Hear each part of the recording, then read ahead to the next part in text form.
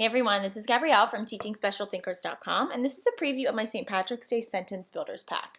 I use this pack in my writing center daily in my classroom. The students all go through this rotation, and it really touches on writing, language, and comprehension practice. It's a great way to have your students practice building complete sentences, since that's really a struggle for a lot of our students, especially our students with autism.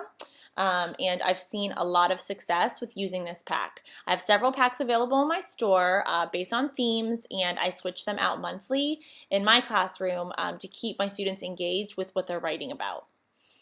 So here is the assembly directions. So I assemble it a little differently for different levels, and this is just so I have everything ready for my students. It doesn't matter if they're a lower student or a higher student. Everything's right there at the station because our day's pretty fast-paced, as I'm sure all of your days are.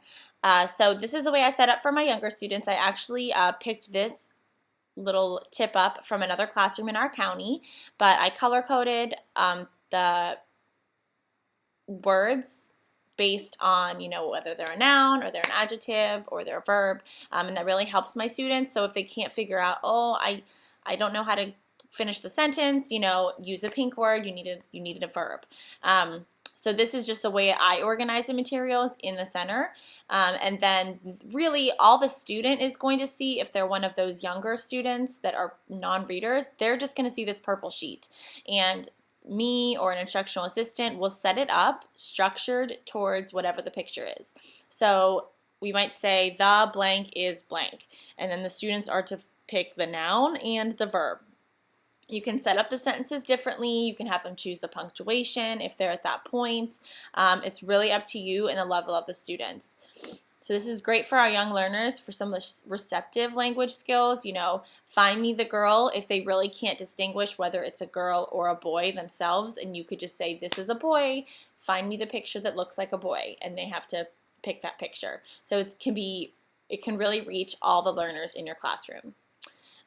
This is how I set it up for my beginning reading students. I set it up in a binder, and all the picture pieces are available to them, and there's a strip at the bottom for them to generate the sentences on their own. I use these pictures like what and who if they need some prompting about, tell me what is the sentence going to be about, who is the sentence going to be about, what are they doing, questions just to get them thinking a little bit. And this way they can write the sentence, and I can provide some dry erase boards so they can practice writing their sentence out. Lots of different options. For this one, for writers, you can have the students make a book.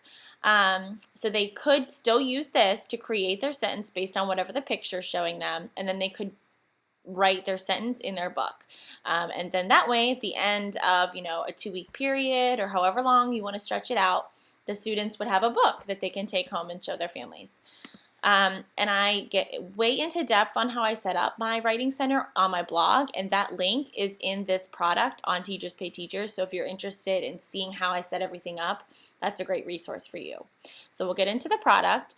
These are the different pictures that the students write about. What I do is I laminate them, and then I cut them and put them on a ring. So like this would be one of the ring writing options, so colorful clovers, and I would really use those for my really young learners who could just say, the clover is pink, the clover is purple. So it's a great way to ease them into the activity.